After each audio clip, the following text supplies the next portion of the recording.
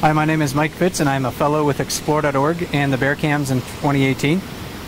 And Ranger Russ Taylor is with me. We're going to be doing a live play-by-play broadcast from Brooks Falls in just a moment, so please stand by.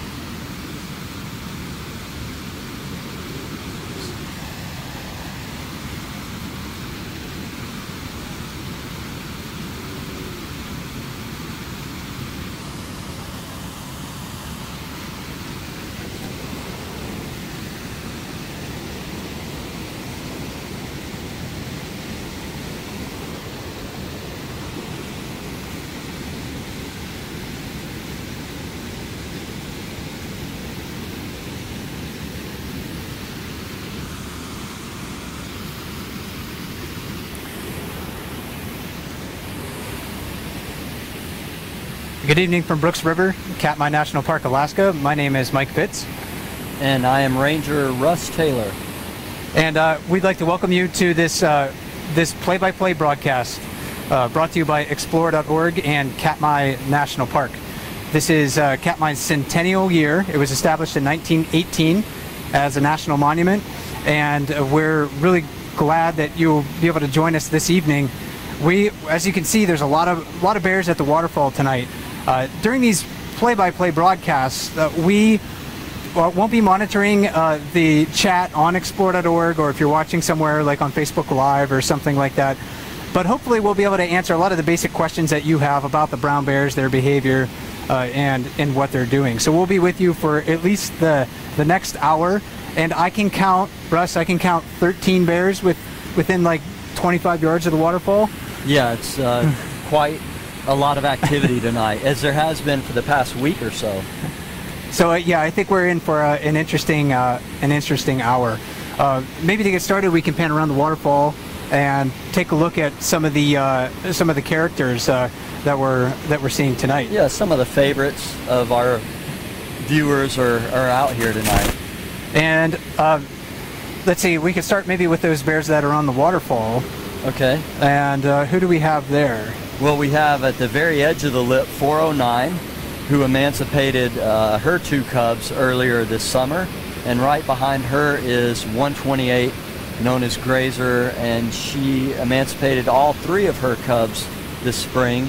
And a little bit of competition between those two. From what I understand the other day, 128 kind of nudged 409 the other evening, and she tumbled over the waterfall. So it's an interesting dynamic between these two, because 409 is bigger. She tends to sometimes displace 128, but 128 gets right in her face when she's standing on the lip like that. Maybe 128, who's the bear on the left again, is just realizes that 409 is sort of in a vulnerable position, and she can't really turn very quickly to defend herself. So 128 often will approach her very, very closely and just wait for her turn. So 409 is a little distracted by the close proximity of that other female back there. Both of these bears are looking pretty pudgy right now. They've been packing on a lot of fish. Yeah, 409 in particular looks like she's gained a good bit of weight. I think 128 still looks like she has a little bit to go. Yeah, I think we can expect both of these bears to be a couple 100 pounds heavier once the fall rolls around. Sure. Down below us, a couple of younger bears, and I'm not sure I recognize these. These are bears that are either very young adults or maybe older sub-adult bears. And sub-adult bears are those bears that are generally between 2.5 and 5.5 years old or so. They're kind of like the teenagers of the bear world. They're independent, but not yet fully mature. So we see them often hovering on the fringes of the waterfall, trying to find space where they can, picking up scraps, but they really typically can't compete for the choice fishing spots at Brooks Falls. Yeah, and we figured with 2017 there were so many emancipated cubs and so many subadults, we figured that there might be up to about 20 different subadults around this year, and indeed we are seeing a lot of them, and it is indeed challenging to identify them at this point until we get to watch them probably throughout the summer before we really start figuring out who is who. Right, it's pretty difficult to identify these young bears. They grow so much from season to season, and especially year to year. Sometimes it's even harder to tell, their faces apart. Older bears really do seem to have a lot of distinctive characteristics that help us to tell them apart, but the younger bears, it's much more difficult to do so. And you can see 128 there on the top. She's really crowding 409. 409 really has almost nowhere to go. This is really a play of dominance here. Who's gonna have priority on that lip in that spot? They both love to fish that spot in the exact same location too. It's because you can move slightly to the, I guess, towards the center of the falls from where they're standing and still catch a leaping salmon, but they don't do that. They seem to just both want that exact same position. Maybe we'll stick with this for just a little bit here. Worthwhile. 128 is definitely edged up a little bit, right next to 409. And I don't know if our viewers would be able to hear the vocalizing, but we can hear them very clearly from here. Yeah, there's a little bit of growling going on.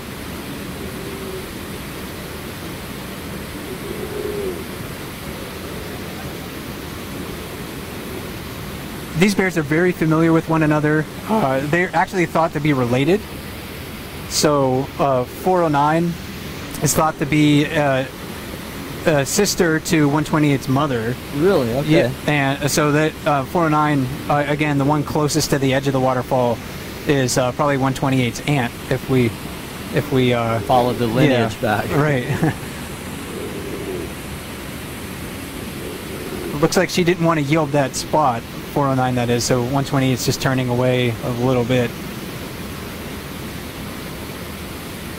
409 wants to turn her attention back to fishing, but she really can't just yet. Right, it would take a pretty not so hard push, I guess, from 128 to send her down over the waterfall, and that's happened before, like you mentioned the other day. We'll see if she's able to resume fishing or not. The other evening, 409 got into a tussle. Another bear tried to steal a fish away, and 409 had to let that fish go and in order to kind of defend herself. And it seemed unfortunate that she lost it, but of course sometimes those wounded fish are the ones that the subadults will pick up, and it does help feed some of the other bears when they drop them like that. Right, it's definitely a loss for the fish, of course, since it got injured beyond the fact that it might be able to continue living. And then it's also a loss for 409. But in those situations, yeah, there's going to be a hungry bear downstream that will find it in fairly short order. And the rest of the bears that you can see kind of in the frame right now, all up against the falls, every bear that's downstream of the waterfall that we can look at right now, these are all adult males. And maybe we'll start with those bears, introduce those on the far side. You want to go all the way to the far side? Yeah, we'll go all the way to the far side. Maybe we'll go to maybe our most famous bear here at Katmai, downstream of that of the waterfall.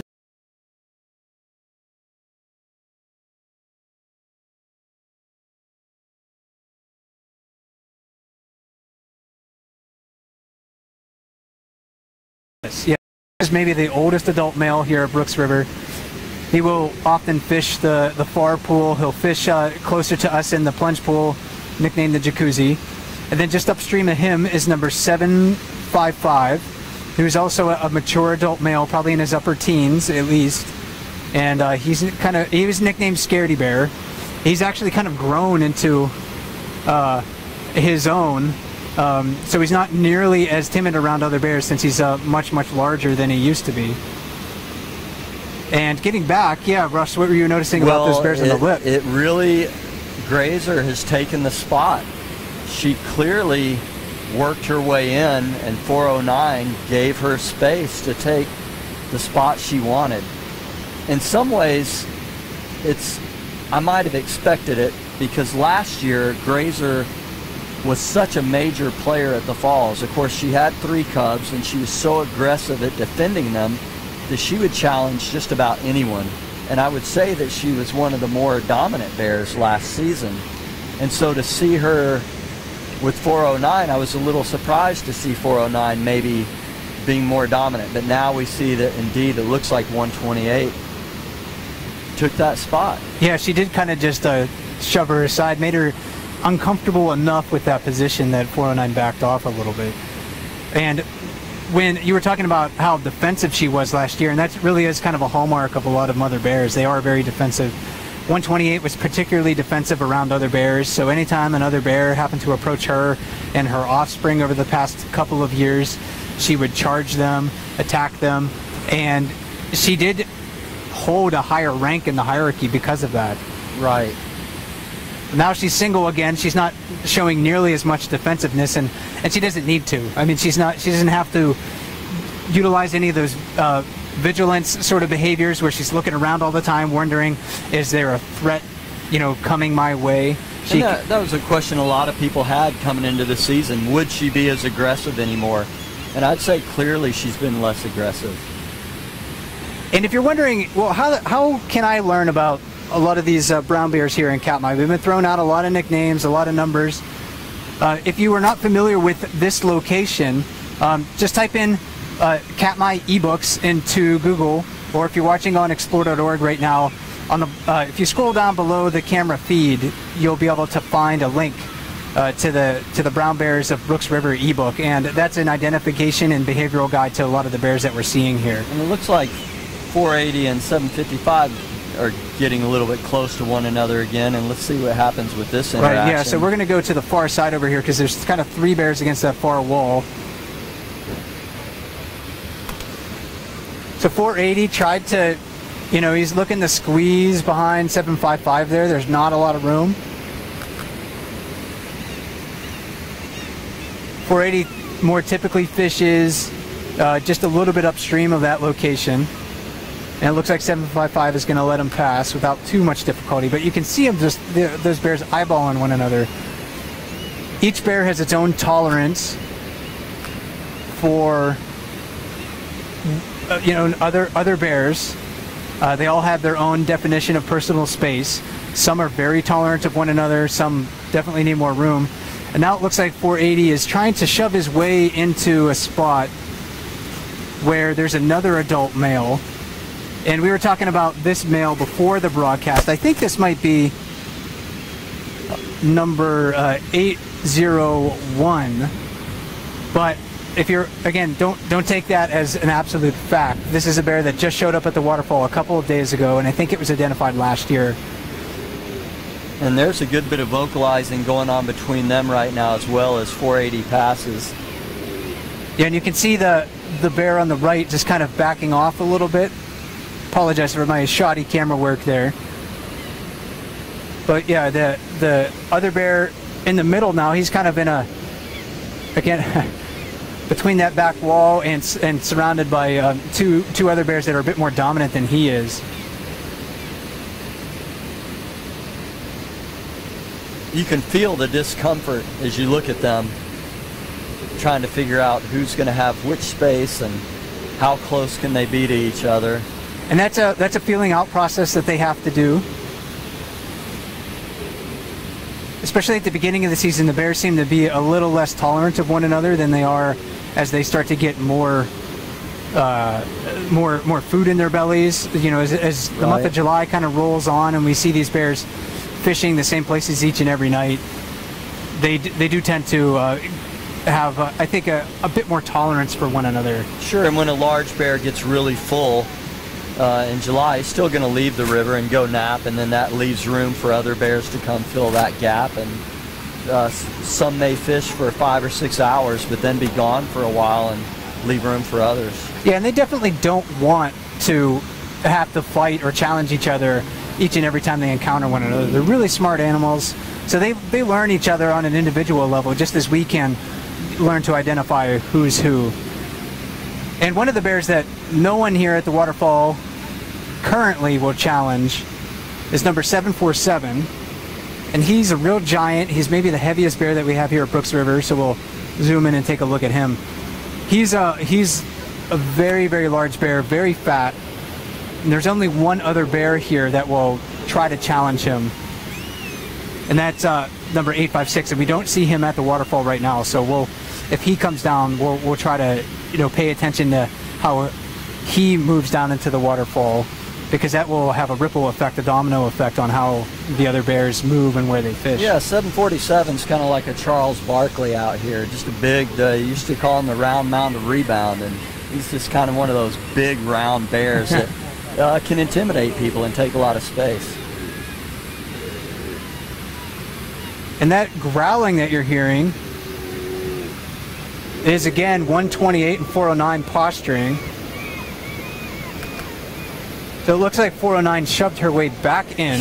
Yeah, so this may not be over yet. This may take some time to decide who's. Yeah, they seem to keep getting up in each other's faces, but this is a classic example about how bears really do try their best to avoid physical confrontation. They could easily fight, but they risk falling off the waterfall, they risk injuring each other. Again, they're very used to one another, so they're going to try to avoid coming to blows as much as they can. But that growling that you might be able to hear, again, that's an attempt by each of these bears to try to intimidate the other. They're both showing signs of defensiveness. 128 and 409 both have their ears back against their head. So neither one of them is feeling quite comfortable in this situation. No, nor should they. And I'll be really interested to watch this during the summer to see who really ends up kind of owning that spot.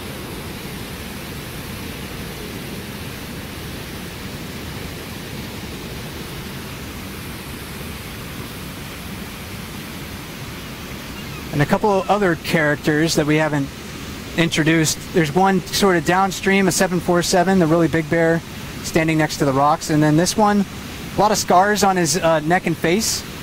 Relatively short fur right now. This is number 83. He's also an adult male in his mid-teens. But he kind of ranks about mid-level in the hierarchy, not nearly as dominant as 747. So he's closer on in rank to 480 Otis, 755 on the far side, and then at the log, sort of in the middle of the waterfall. A lot of people know this bear. That's 634, also known as Popeye. And probably one of the chunkiest bears. Yeah, very well furred. And what are the sort of like the distinctive features that you identify him with? One of the things I noticed with him is if you look at his snout, there's a dip in it. Some bears will have a Roman nose where their snout is very straight coming off their face, but he has a dip. Also a very large shoulder hump, and just one of the most muscular bears there is. Just as soon as you see his profile, you know it's him. One of the things he does that helps me identify 634 too, though, is when he fishes, which is often over near the far wall. When he catches a fish, he tends to pin it against his forearm and eat it from his forearm, and that's one of his most distinctive characteristics. Yeah, he's a creature of habits, like all bears are. They go with what works, and if pinning a fish against your forearm and eating it is an efficient way to do it, then they're going to do it. You can see that bear 747 right now is actually eating a fish, and he's just sitting in the water. He's holding the fish with his paws, his forepaws, and just stripping the skin. Not as many fish tonight as there were last night. Last night, if you were tuned in about this time, I was counting about 300 fish a minute jumping, and that's an estimate because I can't count that fast. But the river was flooded with salmon, and the bears quickly were catching more than they could eat. The salmon actually, there were so many fish that the predators here were overwhelmed. So many of them were surviving, this gauntlet of predators. They were jumping a waterfall, going upstream. And right now we're seeing that the bears have to be much, much more patient this evening to try to catch their fill. And that's likely, last night would be a foreshadowing of things to come, because within another week, this river will likely be so full of salmon that you could proverbially walk across their backs without touching the water. It tends to get so full here. Then they tolerate each other a lot more. And that was definitely sort of the scene last night. Just so many fish. It was quite unbelievable. It was one of those moments where you could see that how productive the ecosystem really is. Right. Well, now looking back at 409 and 128, it seems like 128's in the preferred spot, and yet 409 seemed to hold her own. They're really kind of neck and neck, so to speak. And I think they're probably both reducing each other's efficiency rate on the lip, because they're so close to one another that they have to pay some attention to what the other bear is doing, and that distracts them from actually focusing on the fish. Right. But then there's one bear in the jacuzzi. We haven't talked about this bear yet, and he's been catching several. He has been very efficient tonight. But this is a bear that I don't recognize. This is a big adult male. I haven't really seen him interacting with too many other bears so far tonight. I don't get to hear you say that very often, Mike, so it's kind of refreshing to hear you say that once in a while. And when new bears show up at Brooks Falls, it's always very interesting to watch them, because what they do will tell you quite a bit about whether they're familiar with the falls, if they've been here before. It'll tell you a lot about their relative rank in the hierarchy. This one, I haven't seen really challenge other bears, or I haven't seen other bears challenge him yet. So this is a sizable adult male, and if you're again familiar with the bear cams and you were watching the waterfall last October or September, you may have been familiar with a bear that was numbered 474. And this bear kind of reminds me of that bear, but I'm not going to say that it is that bear just yet. Yeah, I have to watch him a little bit more, compare him to some other photographs that we have on file. It's not uncommon for us to have new bears show up, even fully mature adult bears. That happened last year. It's happened pretty much every year that I've had the luxury and the opportunity to come to Brooks Falls and watch bears. Because there's over 2,000 brown bears in the park, and not all of them, of course, will come down to use Brooks Falls here. So we're just seeing a very small segment of the animals. We're still doing studies to see what their patterns are, whether they mate with bears that are along the coast and cross the large coastal mountain range. This bear is really efficient, though, and it appears that he's pretty darn good at catching them. Right, that makes me suspect that he's a bear that knows Brooks Falls, has been here before. A lot of times when bears come to the waterfall and they seem unfamiliar with it, that's like basically a big indication to me that it's a bear that's newly arrived. Right. It doesn't have prior experience here, but he's in the jacuzzi, seems to know what he's doing. Bears are quick learners, however, so he could have figured it out today. Sure. It's hard to say.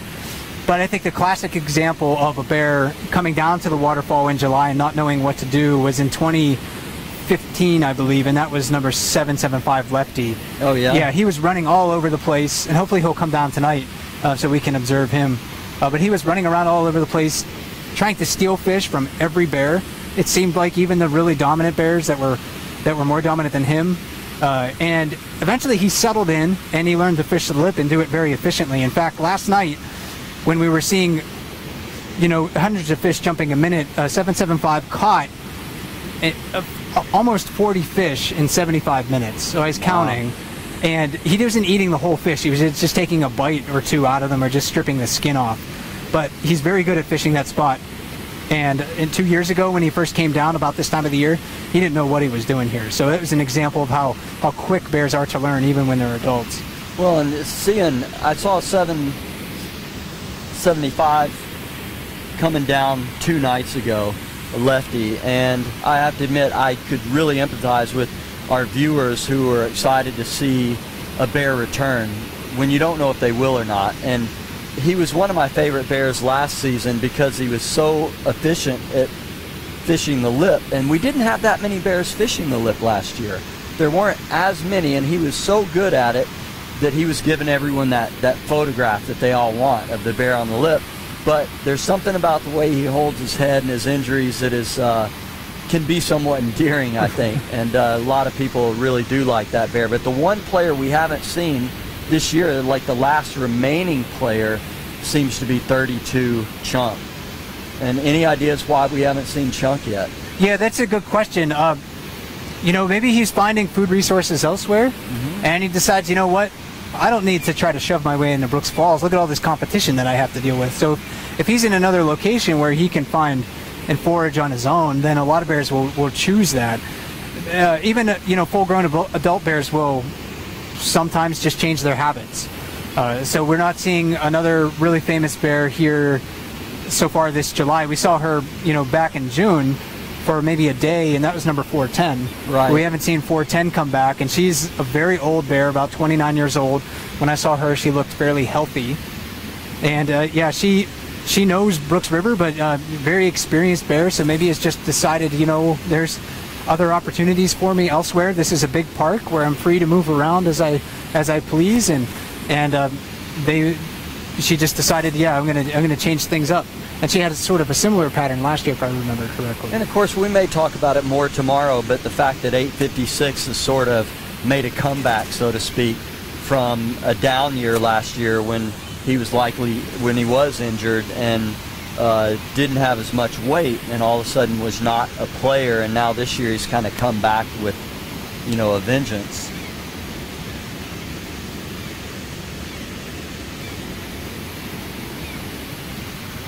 And a lot of patience going on right now. And it seems like the only bear that's consistently catching fish is the one in the jacuzzi. Again, that adult male who just arrived, it looked like maybe today. 634, Papa, I've seen him catch quite a few when he was on the far wall, and he's caught one or two in his position now, which is not a position I've seen him in a whole lot. Yeah, there's a rock right there that he's standing on. If he were to move any further, kind of closer to that log, it'd be, especially on our side of the log where we're standing, right? He would encounter some very deep water. There's sort of like a drop off right there, and you can't see it until you're in there. So yeah. Bears seem to know. They feel around with their paws, even though they can't really see into the water. Yeah, they find that right spot. And all of these bears are just waiting for salmon to make mistakes. And I haven't seen 409 or 128 catch a fish since they started their standoff. And like you said, they're a little bit distracted by each other, so it'll be interesting to see if one of them does soon. 409 was being really efficient catching fish before 128 showed up. Yeah, we haven't panned downriver yet, Russ, so maybe we'll check check it out downstream here. We got 480's noticing another bear right here. Okay, yeah. Oh, yeah, we might go back to that here in just a second. We're just at that island. This is number 274, and he's an adult male. I think he was born in 2007, so he's about 11 years old right now. Okay. Okay, the little bluff charge there. Yeah, there was another small bear just standing right below us. And we're standing on an elevated wildlife viewing platform next to Brooks Falls, so this is how we can stand here. Got a nice bald eagle up in the tree there too that's, you know, hangs around looking for his chance. I might try to get to that eagle in just a second here. It looks like 480 is going to try to creep up on the jacuzzi. Maybe he's going to wait. No, he's back to his normal position now, isn't he? So I was wondering if he was going to try to challenge this other bear, but it looks like he decided, I'm just going to sit here and wait my turn. You know, 480's moving a little bit more, seems a little more labored as he walks around than he was last year, and I just wonder if that age at 22 is starting to catch up with him a little bit. I mean, a brown bear can live 25 years in the wild, but at 22, he's the oldest bear we know of. So he's definitely being displaced by some of the younger bears now. And that's a difference that I have noticed over my time here. When I first arrived at Brooks River, 480 really could go most places and fish. And now he can still do that with a lot of the younger bears, but the really big adult males he has to yield to. So he's not nearly as dominant as he used to be. Age catches up with these bears. You get older, your teeth wear down, maybe your bones start to creak or something like that. But there's always like a younger bear that's trying to push you out of the way. That's right. The conflict and challenges that these older bears face doesn't get any easier from year to year. They have to continue to be adaptable, and 480 seems to be adapting. Even this year, I'm just watching him looking at different locations with different bears, and it seems like he's adapting, trying to find places where he can continue to thrive. He is very energy efficient. He stares into the water. Some would say almost zen-like. He just stares, and you wonder what he's doing. And sometimes he is indeed resting, but there's other times that he's just waiting for that fish to come by, grabs it with as little energy expended as possible, and that helps him in packing on those calories. Yeah, extremely efficient. I think that's probably his main characteristic. And focus too, like you were mentioning. It looks like sometimes he's resting, and he definitely is on occasion, but just staring at the water, very focused on what's in front of him, especially when he's in that far pool, that place that we've nicknamed his office. Right. When he's sitting in there, he's extremely focused on the water right in front of him, so he doesn't miss those opportunities to grab a meal. We've got a pretty brash subadult coming up here, and he learned a lesson real quick. Yeah, we just missed that. Oh, there it is. So you're seeing a bear that's number 747 chasing away number 503. So 747 there was just reaffirming his dominance. 503 was moving up into that area a bit boldly. That was, yeah. And one of the things we noticed last fall about 503 is in the fall he was fishing almost exclusively in the jacuzzi, and we were surprised to see a bear that had been a subadult, gained so much weight. I couldn't believe what he looked like last fall. He was huge last fall. Looked like a totally different bear to me. And you would think, watching 503 last year and this year, that there's real potential for him to be one of the dominant bears in another 5, 7, 8 years. He definitely does have that boldness. I mean, even to approach 747 at his age says something. Sure. Yeah, each one of these bears has their own unique dispositions, and 503 seems to be willing to have a very much an exploratory disposition. He's willing to try to see where he can fit in. A lot of younger bears his age will come to the waterfall, but they'll sort of just hover downstream on the fringes. But he'll fish the jacuzzi when he has an opportunity. He'll fish the lip when he has an opportunity. We see him fishing in the far pool.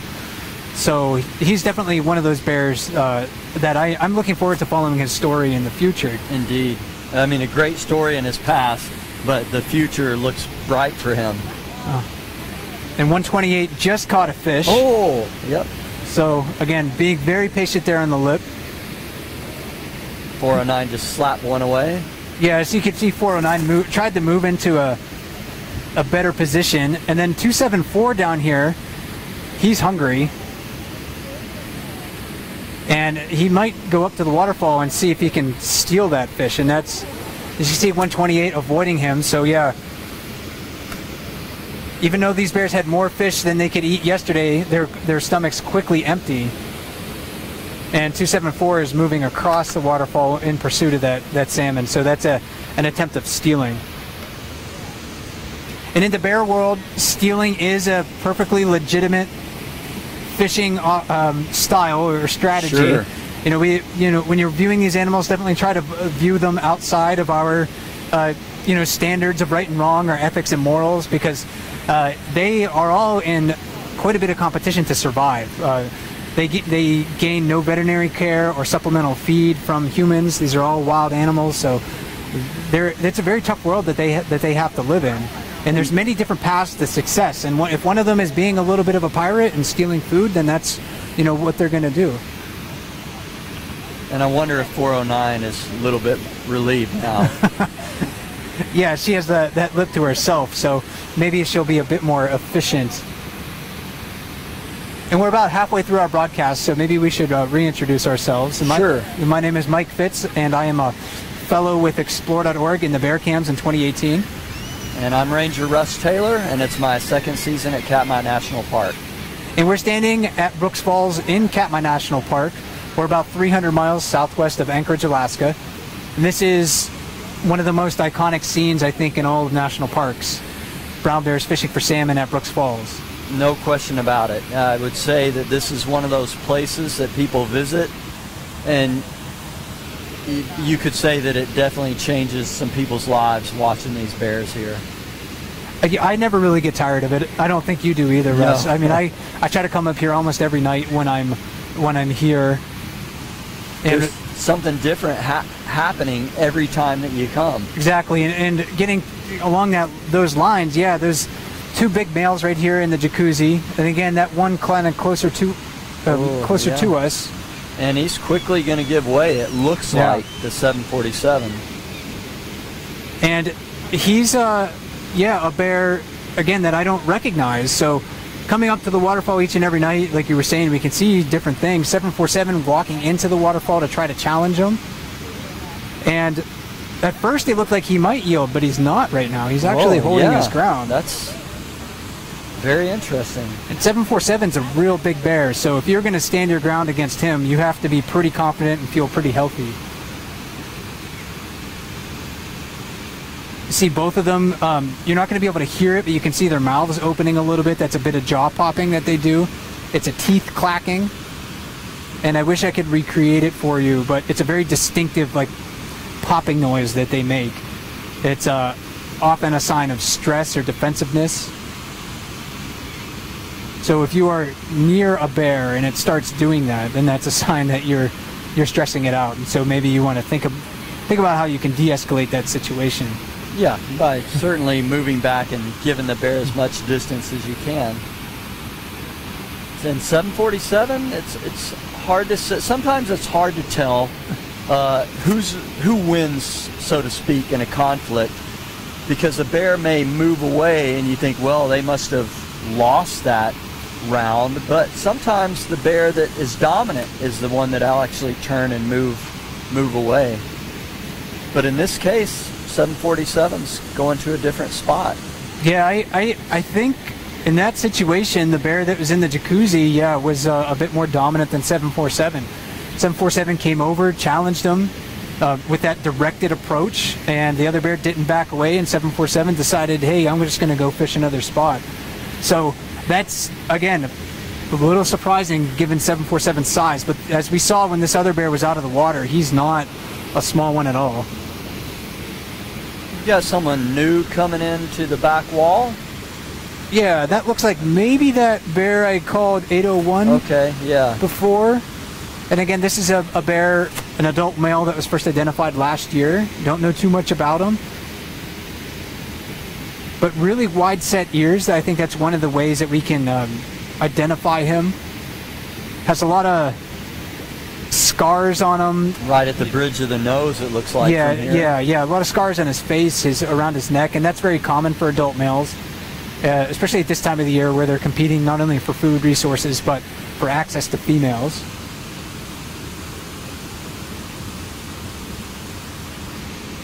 Yeah, there's hardly a bear here without a lot of scars, and they really do show as they're shedding. Those scars are really prominent. In the fall, they'll be one healed and two covered up with that rich coat of fur that they're losing now. And that's a hormonal change. As the seasons change, their hormones change, and their body knows to shed the hair as the relatively warm days of summer are here.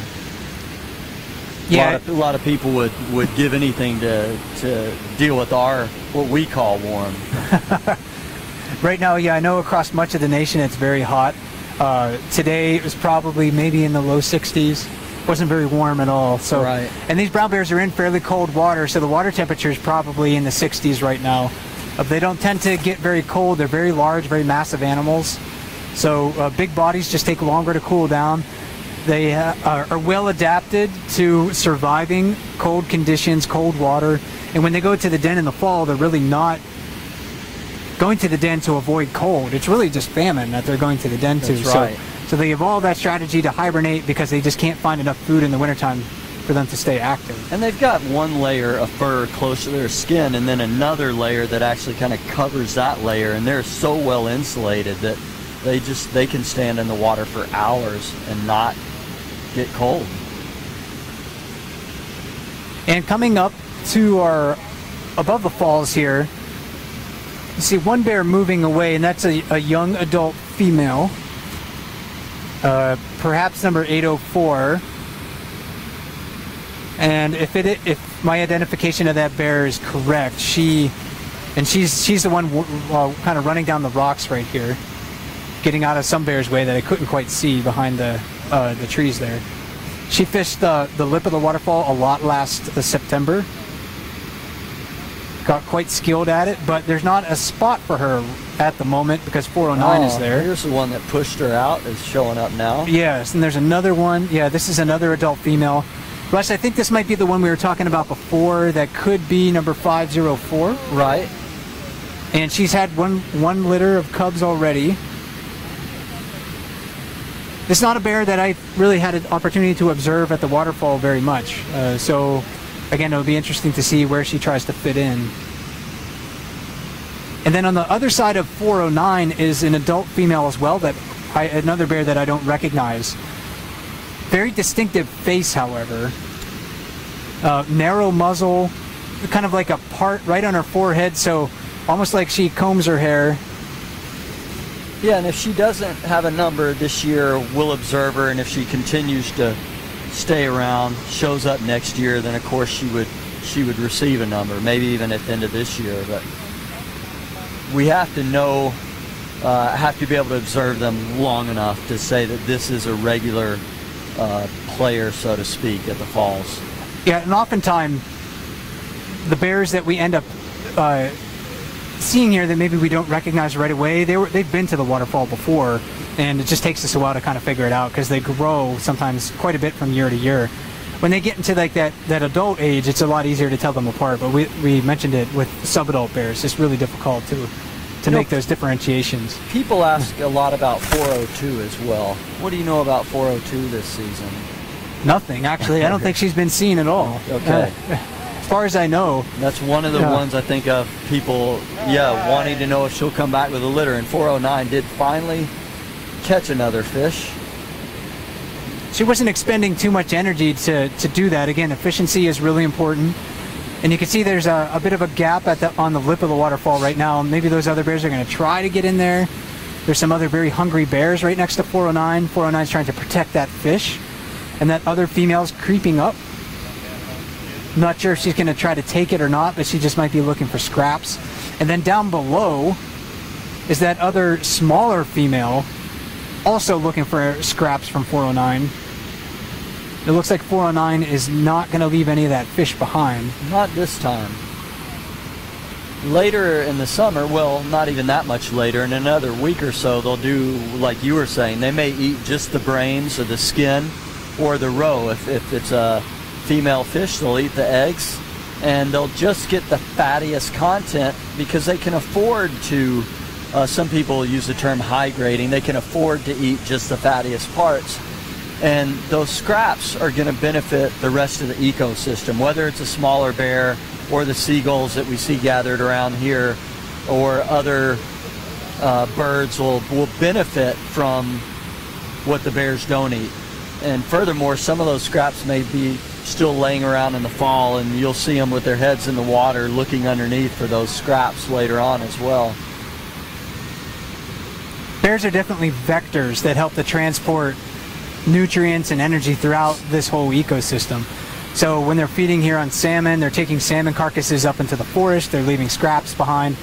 They're helping to fertilize things through their scat and their urine as they're traveling from place to place.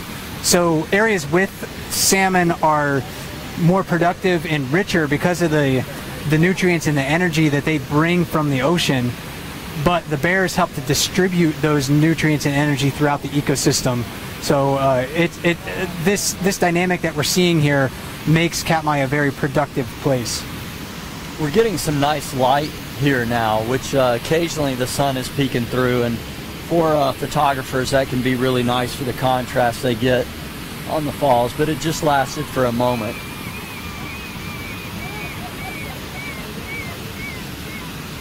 We can see that big adult male moving back into the jacuzzi, 747 just on the other side of him eating a fish. And this male in the jacuzzi, again, one that we don't recognize, he's caught probably, well, coming up on 8-10 fish. I wasn't able to keep track as we set up for our broadcast this evening, but he's been one of the more successful bears in that position. So you would think he must have been around before at some point.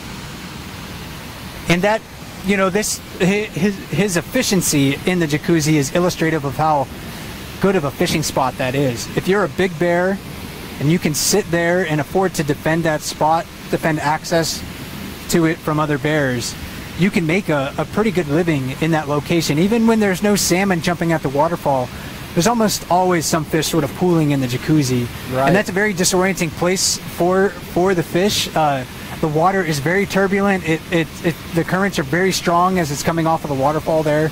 So salmon sometimes will get, you know, disoriented. They'll bump into the bears. The bears are able to grab them with their teeth, or more often pin the salmon to the bottom of their bodies using their big paws and claws. Yeah, even when people are boating this stretch, before the bears are here, people are allowed to kind of go down the river, and I've had a friend or two that have gotten caught in that current, dumped out of their boat. So it's definitely a pretty violent area.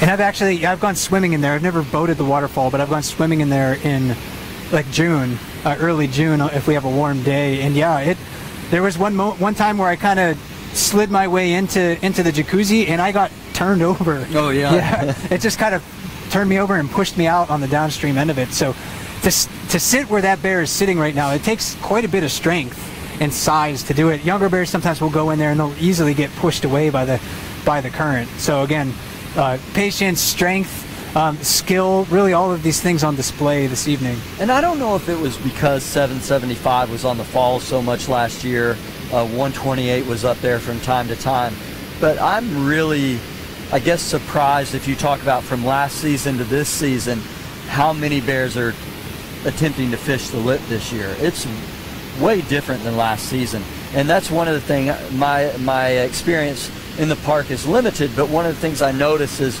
already this year is very different than last year, and I'm sure you could probably say that from year to year. Quite a bit so. You know, last year you were telling me that a lot more families of bears down near the mouth of the river, a lot of younger bears fishing down there. There was a lot of fish last year, and then also the water level in the lake was lower, so it made it a bit more of a productive place for them to fish. And this year we're not really seeing the same success rate down at the mouth of the river. So a lot of those bears are coming up to the waterfall, and we're seeing quite a few younger bears trying to hover on the fringes to pick up any scraps. Yeah, some of the young ones trying some different fishing methods and just dashing and trying to dash and grab.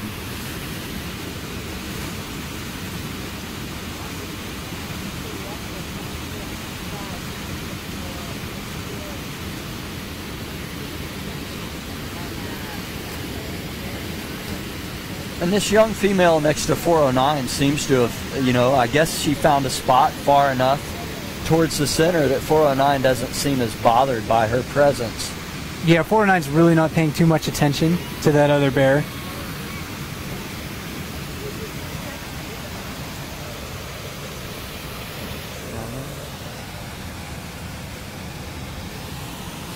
And while things are a little quiet at the waterfall here, maybe we'll try to take a quick look downstream. So downstream, this is an area downstream of that island that we call the Riffles. And there are a couple of bears hopping around down there. Again, they're not necessarily doing it for fun, they're doing it because they're hungry. That's an area that's a little bit more difficult to fish. Takes a bit more of an active approach. I think the bear closest to us is 128. So after she caught that fish on the lip, she ended up migrating sort of down to that area. And she does pretty well there in what we call the riffles, that section of the river, and she tends to be pretty successful fishing that area. And I think she may have gotten efficient there because last year it was a place that she could take her 3 cubs and not be as bothered by the bigger bears. And she definitely is good. Her fishing techniques are varied. She seems to be successful in a lot of different spots. And some bears are specialists. They will fish only one location. And some of them are generalists. They'll be able to fish a variety of different places.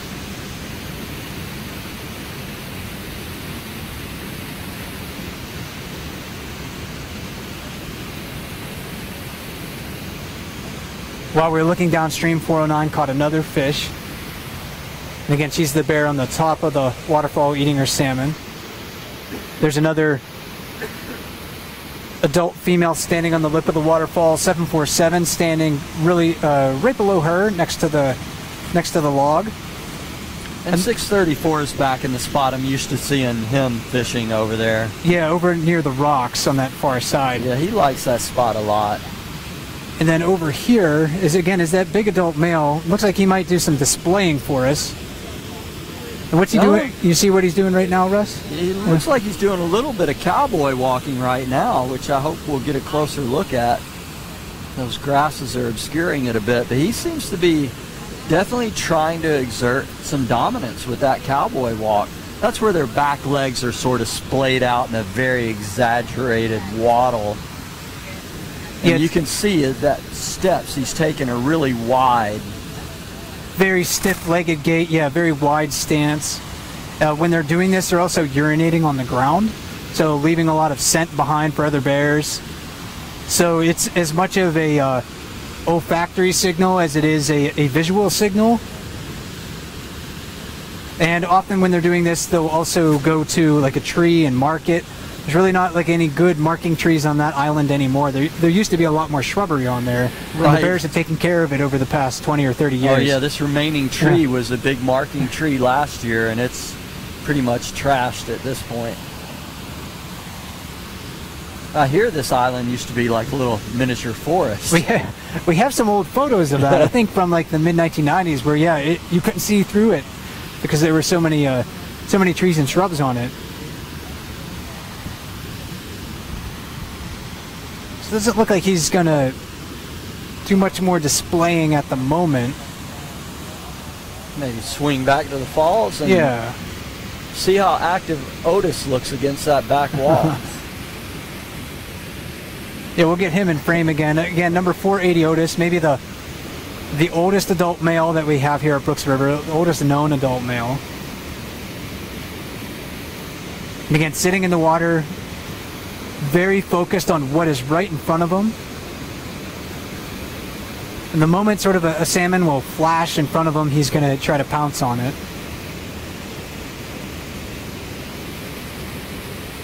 And it is surprising when he does pounce on a fish, his movements are rather quick. So he can move when he wants to, but again, he's just conserving his energy till he absolutely needs to move.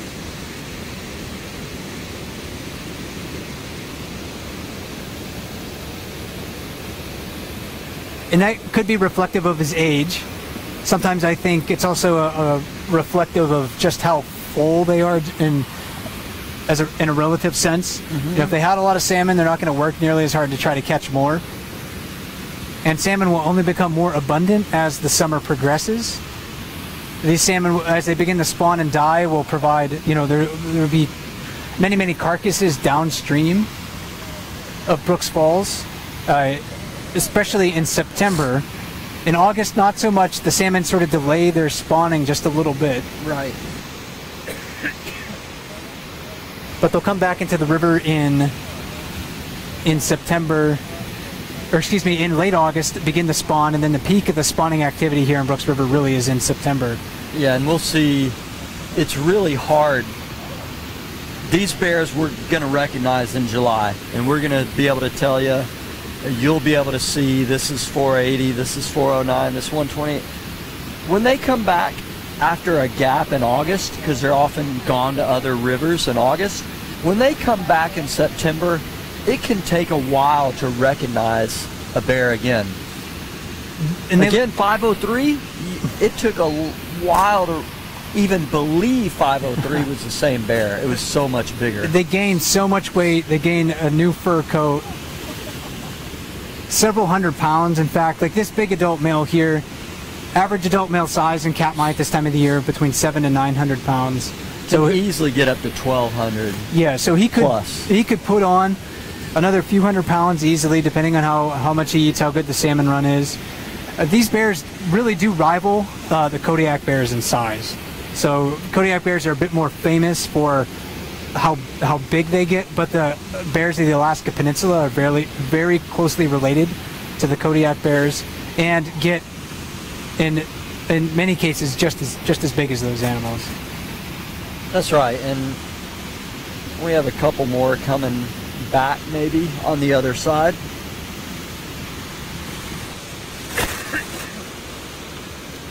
Yeah, we have a few fish jumping again. It seems to be getting a little more active with the fish jumping now. It was really quiet earlier this evening. And that's not uncommon. The salmon tend to move in waves. It depends on the escapement during the prior few days at the mouth of the Naknek River, where these salmon have to come from. And to get here, they have to swim about 60 miles. When they re-enter fresh water, they're not eating at all, so they're subsisting solely on the stored energy within their bodies. This bear is doing so well at just his presence is so strong right now that these subadults get nervous when he just begins to move. And if you're a younger bear, you really do have to pay attention to what the bigger bears are doing, because they are significant physical threats. And occasionally younger bears are killed and eaten by older bears. So if you are vulnerable and show vulnerability, then it could be a very dangerous situation for you. So those younger bears are always paying attention to what the older, larger bears are doing. It also seems sometimes when they're standing back here watching them, I wonder, I don't know this scientifically, but I just wonder how much they're also just observing different techniques and learning still. You know, they learned from their mama's cubs, mimicked her every move, and it appears sometimes that they may still be watching and still learning some of the techniques through observation. I definitely think that's the case, because very few bears take their cubs to the lip of the waterfall, and we see bears figure it out. They go to the lip and they figure out how to fish there. It seems like a lot of bears will recognize, hey, this is a spot where I can exploit. Maybe there's not as much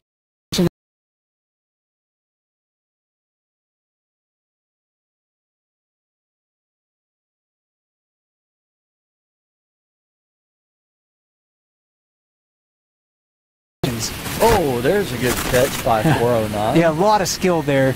Again, I've said this a bunch of times, but the analogy that I like to use to try to get people to imagine what that is like and how hard that might be to catch a fish leaping towards your face is, if somebody were to take a 5-pound sack of flour and throw it at your face and tell you to catch it in your teeth. I mean, that's kind of what it's like. We don't have the canines, of course, that brown bears do, but that's a sizable fish flying towards your face, and it's not very easy. And 409 is a very skilled bear and able to do that quite easily. Yeah, she's one of the best up there, without a question. I don't know if this other